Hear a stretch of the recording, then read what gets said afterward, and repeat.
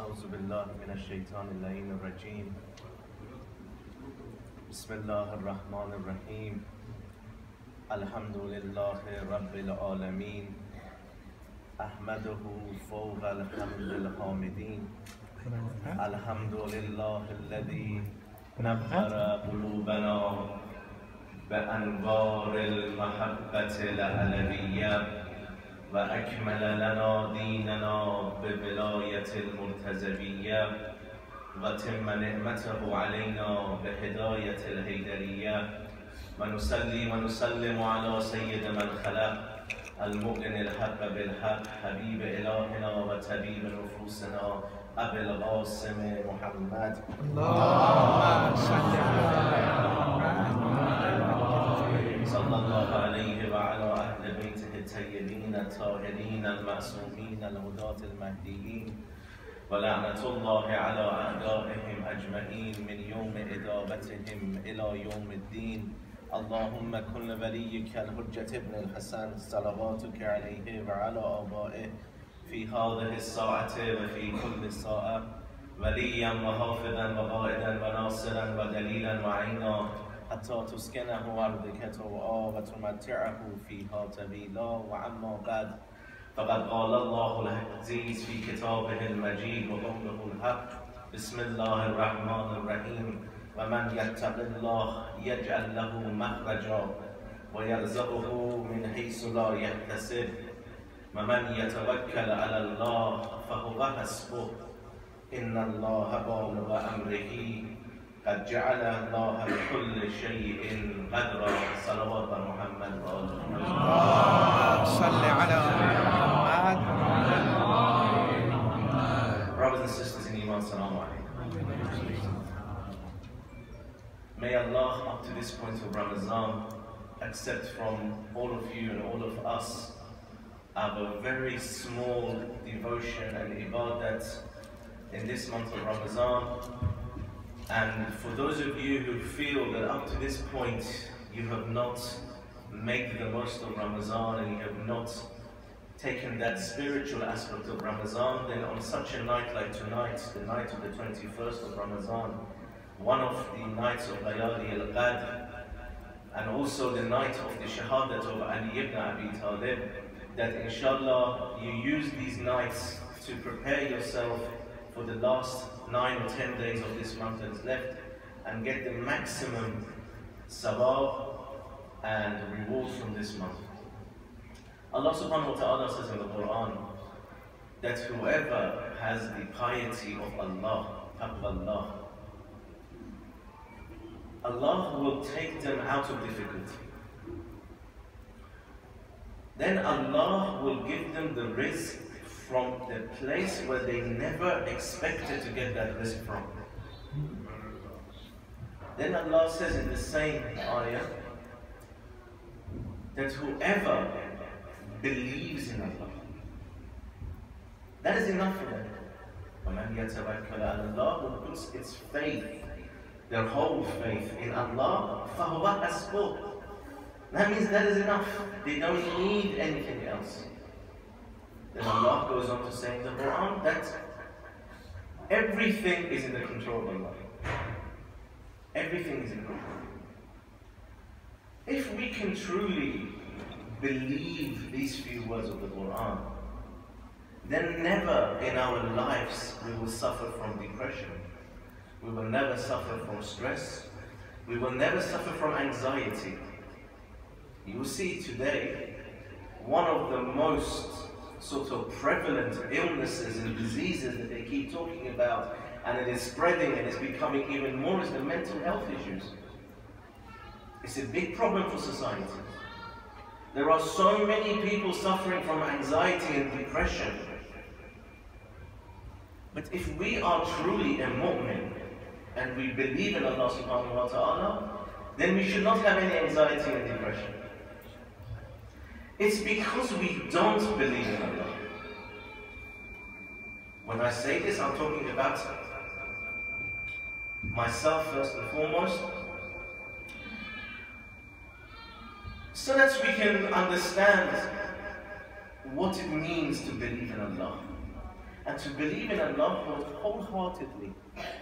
And we will see this belief of Allah common amongst all the prophets of Allah and in the Ahlul Bayt in particular. We get to the Quran, to the story of Ibrahim. Now Ibrahim, Allah talks about him a lot in the Quran.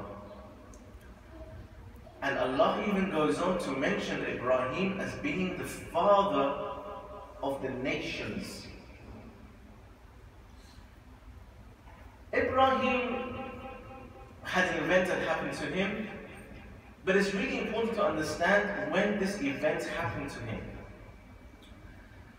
In the Quran it says that Ibrahim went and broke all of the idols in his town, but he left the biggest idol safe. When the people came to worship these idols, they saw that all of their idols were broken apart from the biggest one.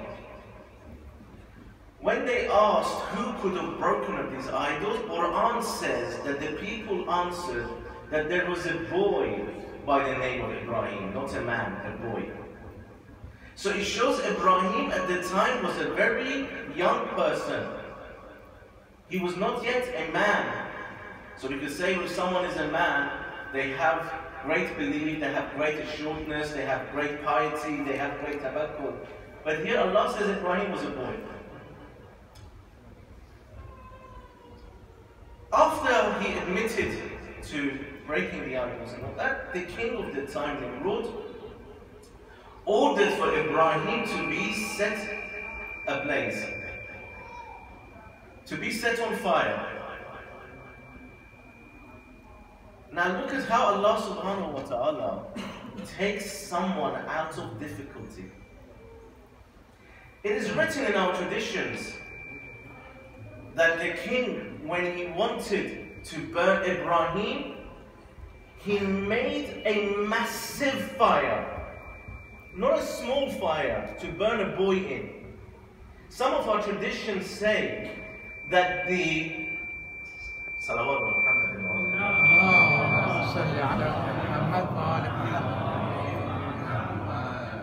please get this sorted, it's very annoying. So they say they built a great fire. And it is written in our traditions that every country in the world at that time sent firewood to burn Ibrahim to please the king of the time. There was only one country that didn't send the firewood, and that was the country of Iran, Persia at the time, and Isfahan, because Isfahan was the capital of Persia at the time. Salawat Muhammad.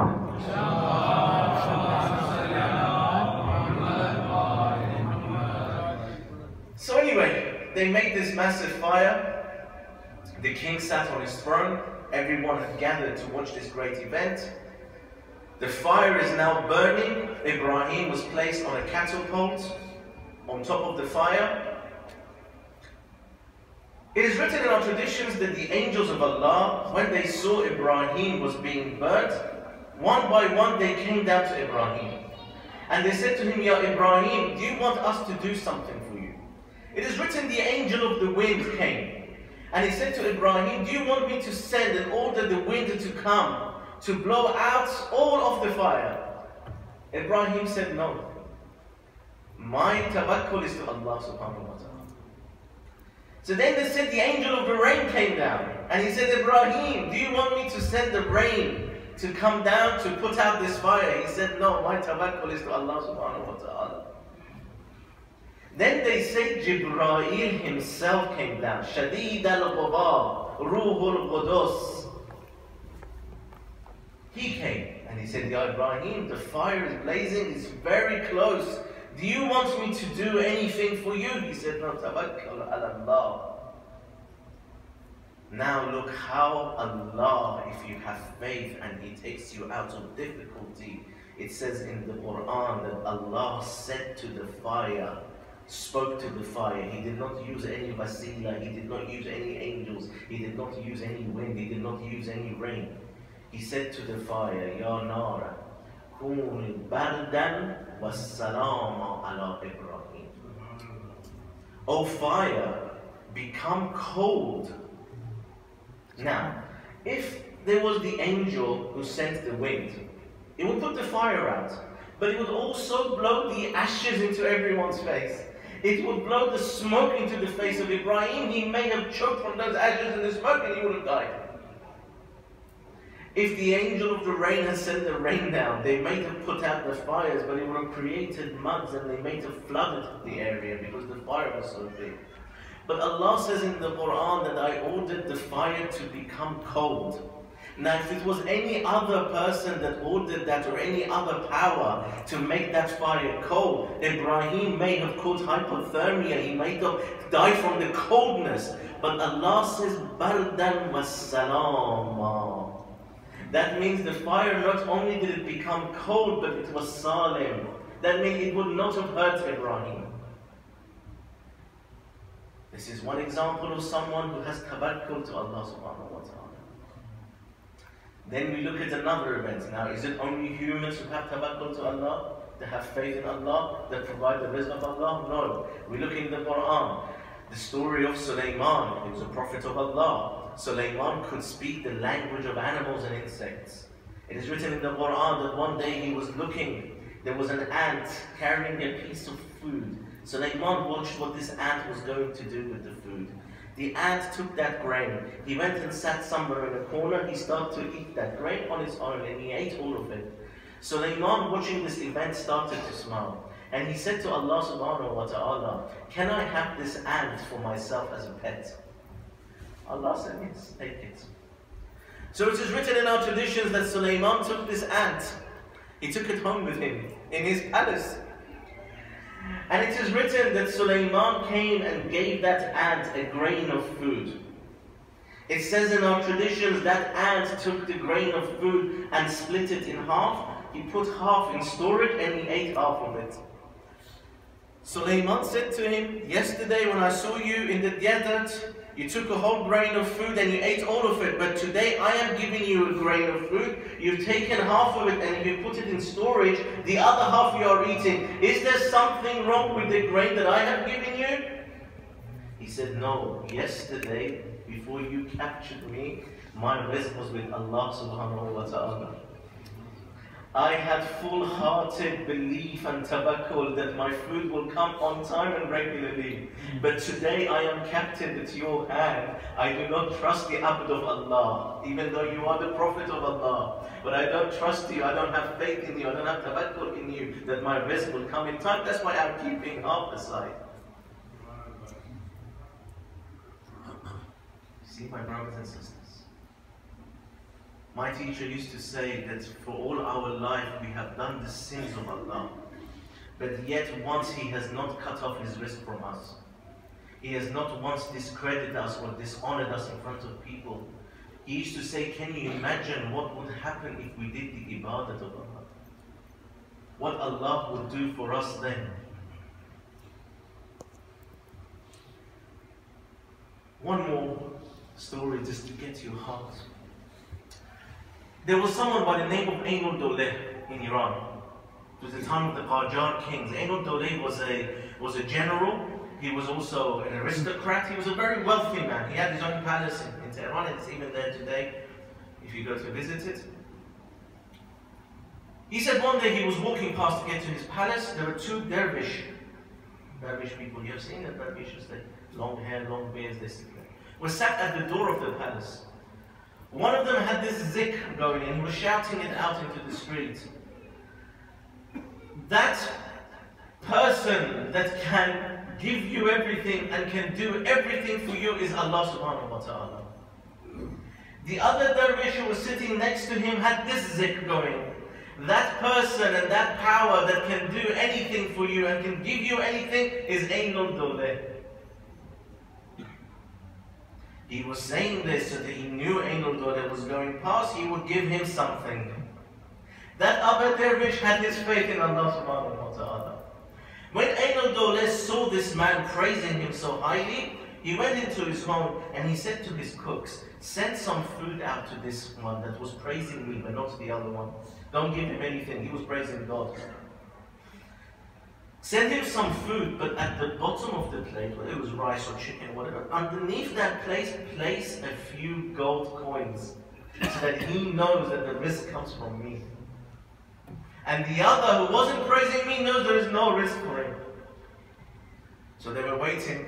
The dervish who was praising him said, now the door of the palace will open and I will get a big bag of gold and everything will be good. They saw that the door opened, the servant brought out a plate of rice and chicken, whatever it is. He looked at it and he became offended. He said, I sold Allah for a plate of rice and chicken? He said, I don't want it. He gave it to him. The one who was praising Allah. He ate the food and when he came to the bottom, he saw there was a couple of gold coins. He turned around to him and he said, did I not say that who has the power and does the work correctly is Allah subhanahu wa ta'ala? Now this is the thing, my brothers and sisters. That Hazrat Zainab alayhi salam, on her last wida with Abi Abdullah, she said to Abi Abdullah, Ya Hussein, you are going and I don't have any hope that you will return. What is my taklif? What do I do after you? Now, Imam Hussein had told her everything. So, Imam Hussein had told her everything. He said that Zainab, after me, you will go into Isarat, you will go into captivity, they will burn your tents, everything will happen to you. But Zainab al-Kubra is now asking the Imam of her time, Abu Abdullah will say, what do I do after you? What is my taklif? Give me some instructions. What should I do after you? What did Imam Hussein respond to Hazrat Zainab? One word. Ya Zainab. And it's written in some traditions, it's written this, that he said this to her. Ya binta Amir al-Mu'mineen. At-tawakkalu ala Allah subhanahu wa ta'ala. That's it. Zainab, what else can you do? But have tawakkul to Allah subhanahu wa ta'ala. It is with that foresight and insight of Zainab, with her vision, that she was able to bear the calamities. If it was not for the tawakkul to Allah, they would not be able to bear such masa'ib.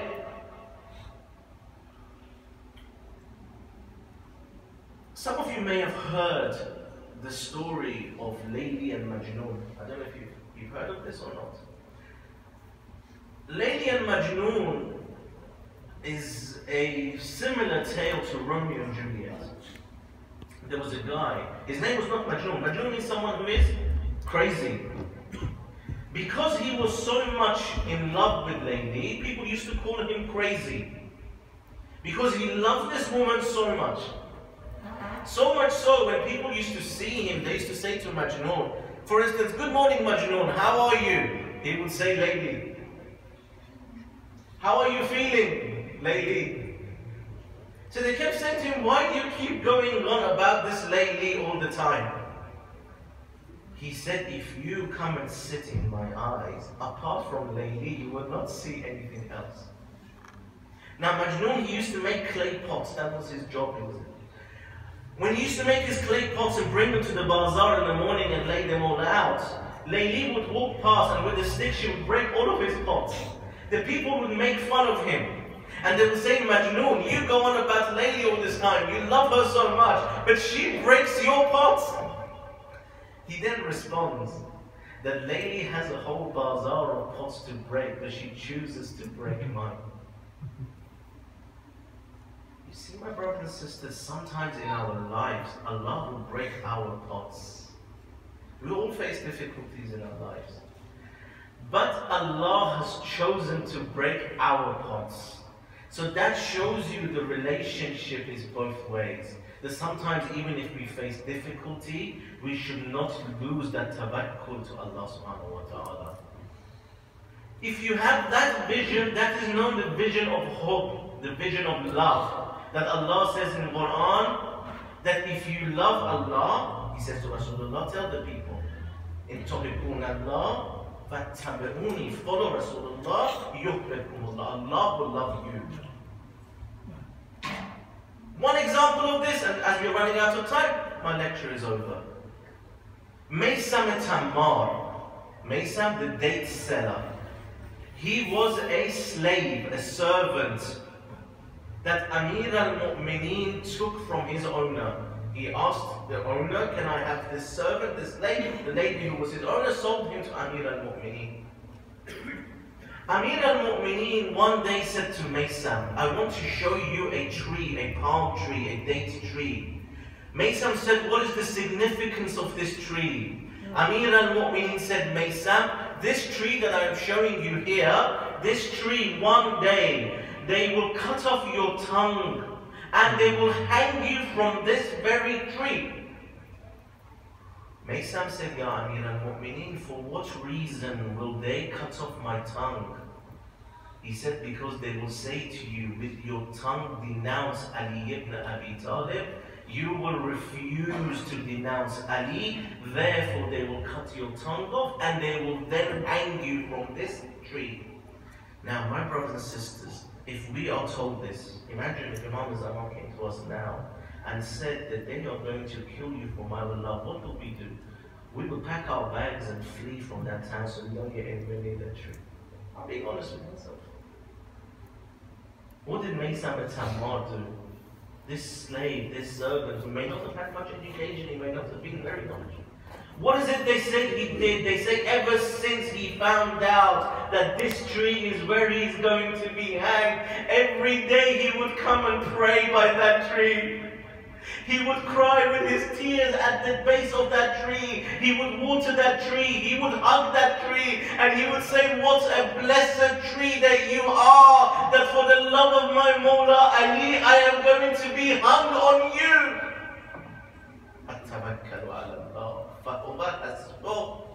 That is enough for you. La ilaha illallah. When Yazid ibn Muawiyah alayhi la'natu wal azab, when the Qafilah had gone back to Medina and the soldiers had returned from Medina, he said to the head of the soldiers who were responsible for bringing the Qafilah from Karbala to Kufa and then to Sham and then to Medina, and then when the soldiers came back to Sham, he called the head of the soldiers. And he said, now that you have delivered the Qafilah back to Medina, I want a report from you as to what you saw and what you experienced in this journey. He said, Ya Yazid, the journey was such, everything was good, etc., etc. He said, no, tell me about this family. Was there anything you noticed and you saw from them? He said, Yazid, am I in Aman? Will you give me safety if I talk about them? He said, you are in Aman. He said, Yazid, this family is something that I've never seen in my life. He said, why do you say this? He said, normally, wherever we go to hit someone, the elders, or we go to hit the children, the elders would jump on the youngsters. They would not allow for them to be beaten. But with this family, everything was reversed. When we went to hit the elders and whip the elders, the children would throw themselves on their aunties and on their women to stop them from being hit. Every time we would give water to the children, they would first take it to the elders of the Qafilah. Then he said, Yazid, above all of this, these children of this Qafilah, every time we hit them, every time we punished them, every time we did any difficulty and hardship onto them, they never once complained. Then he said, Yazid, when we got to Medina, we got to the outskirts of Medina, one of the women from this Qafilah, she sent someone to Medina to their house. When this person went to their house and came back, we saw he has brought with them some gold necklaces and bangles and jewelry. When I said to one of the women, what is this gold and jewelry for? She turned around and said to me, you have been with us, you have accompanied us from day one till now. We do not have anything else to reward you with. This is our gold and jewelry because you have been tired on this journey. Us Ahl Bayt do not leave anyone unrewarded and unrecompensed. Allahu Akbar. Allahu Akbar. Like today, they went and brought a doctor for Amir al-Mu'mineen. The doctor came, he looked at Ali ibn Abi Talib. he did some examinations of Ali ibn Abi Talib. He then said to Imam Hassan, the way I see your father, he will not get up from this bed again. Prepare yourself for the passing of your father. When the children heard this, they all started to cry. There was the commotion. Amir al-Mu'mineen called Imam al-Mujtaba and he said, Ya Hassan, tell everyone to leave the room apart from the children of Fatima. So everyone left the room. Amir al-Mu'mineen looked around in the room. He said, where is Abbas?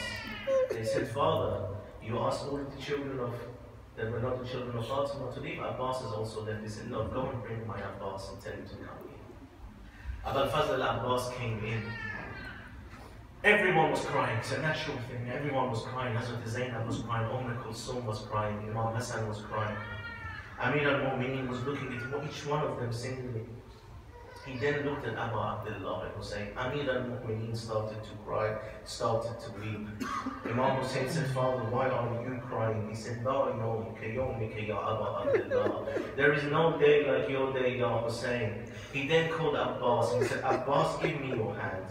He took the hand of Abu al-Fazl al-Abbas and he put it in the hand of Hussein. And he said, Abbas, he is the son of Fatima. You are the son of Fatima, Ya Umm. Hussein is your Mawla. Hussein is your Lord. Do not ever take your hand away from the hand of Hussein.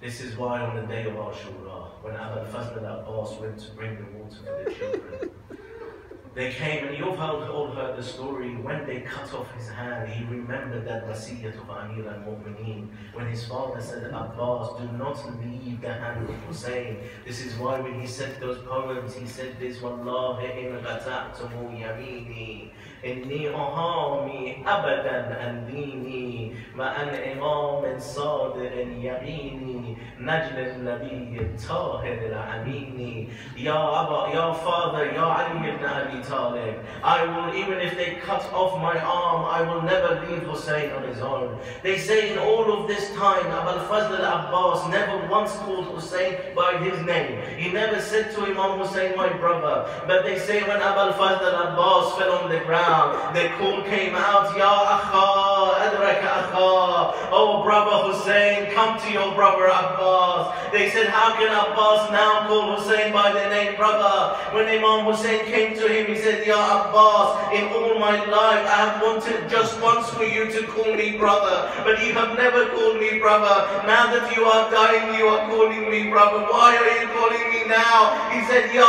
Hussein, as I fell onto the ground, I saw a lady come towards me. Ya Hussein, this lady was very young in appearance, but Ya Hussein, her back was bent. Why was this? Who was this lady? Because she said to me, oh my son Abbas, open your eyes, my son Hussein is coming. He said, Ya Abbas, that was my mother Zahra. Allah la'natullahi ala al-qawm al-zalimin, fasaya'lamu alladhina zalamu ayya munqalabin yanqalibun.